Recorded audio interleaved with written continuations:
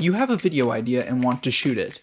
You have a music idea and want to record it. You have an art project or game design and want to make it. Well, you should. Let me ask you a question. Do you consider yourself to be a creative person? Let me ask you a second question. Are you creating? This seems simple, but the truth is, oftentimes we as creative people get in this rut where we end up not making anything. So many people are striving to be this creative person, but end up not creating anything in the first place. You know how I know?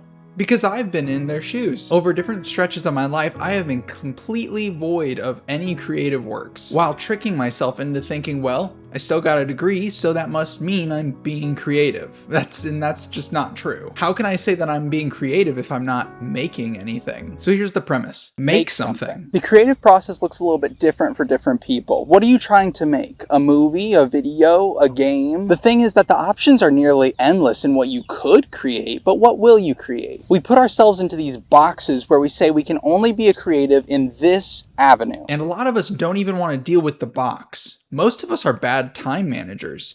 We need to be able to manage our time well so that we can make time well. Make time. You have to make it. If you are not intentional with your time and making the time to do your passions, to fulfill your creative desire, then you're not going to probably have any time for it. Let's do some math. 24 hours in a day. Let's say you work a full-time job. That's approximately 40 hours a week. People on average sleep from 6 to 8 hours a day. Let's shoot in the middle, 7 hours. We spend maybe 2 hours eating and preparing to eat. So about 7 hours left. So what are you going to do with the rest of that time? Where in your 7 hours do you fit in your creative endeavors? As I write this video, I just finished working and popped right over to Google Docs and started typing this and this and this and this, and start small. Even if that's 30 minutes every couple days or 30 minutes a day, now you're setting aside time to work on your projects. You have such a good idea, but you don't know how to actually execute it. Where do you start? It can be so easy to want to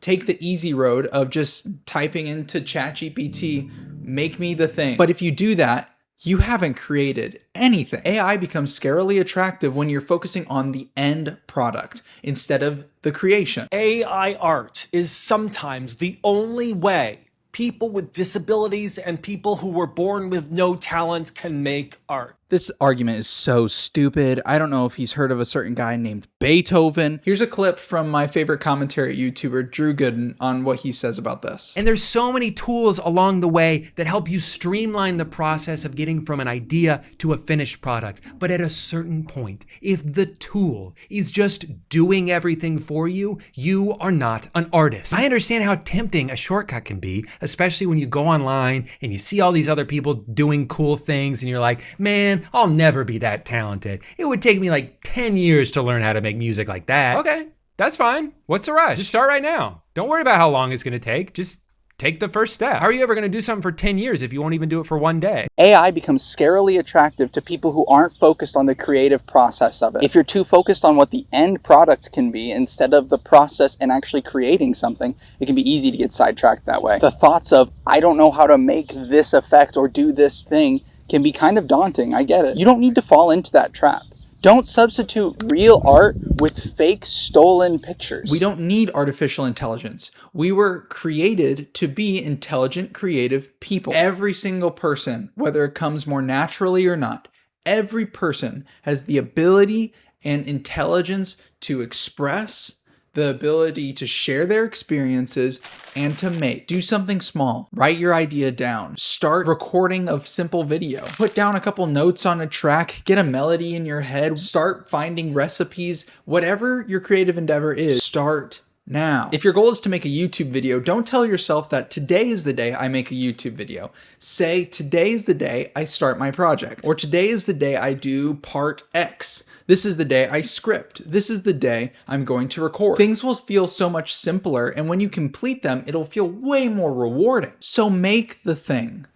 That's what you have to do. So what if it's bad the first time? Okay, try it again. You can make something new, something you hadn't even thought of up to that point. Maybe you're about to watch a YouTube video that's going to inspire you so much that you're going to create something entirely different. No one's expecting you to get it perfect on your first try. Don't compare yourself to those mega creators with millions of subscribers and a way bigger budget than you. Money doesn't make, people make. And you only have $20 in your bank account. Does that mean that you can't make something? That's not true. Don't make something for them. Make something that you want to make. Make your vision come to life. Even if it isn't perfect, you'll have to build up to the thing that you're trying to build. Find the creative passion that you have. Find the vision that you have, because maybe you don't actually have a vision yet, but you know there's something up here I want to put here. Why not make a video, song, game that means something to you? You don't have to make something that means something to Mr. Beast. Don't fall into the trap of thinking that you have to just do what's good for the algorithm. Hi, this is Editor Mitch again with the comically bright light behind me, but I just wanted to mention that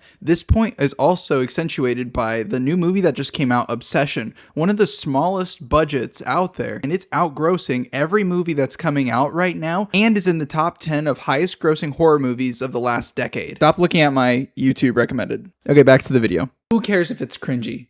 Who cares if it's bad? The people who call it cringy probably haven't made anything before anyways. If you're scared of starting something new or are looking to pick up an old project, I highly suggest you watch this video that I made about starting over and the peace of mind that you can have going into that process. But that's going to be all for this video. I just want to encourage you, and I also want to ask that you please subscribe, leave a like, and drop a comment down below. I will respond to every comment, and I look forward to talking to you more. Also, check out my live stream over on Twitch. I'm streaming most every weekday, so make sure to swing by and check it out. That is going to be all for me. Thank you so much for watching, and get out there and go make something. I appreciate your time and whatever you're going to create.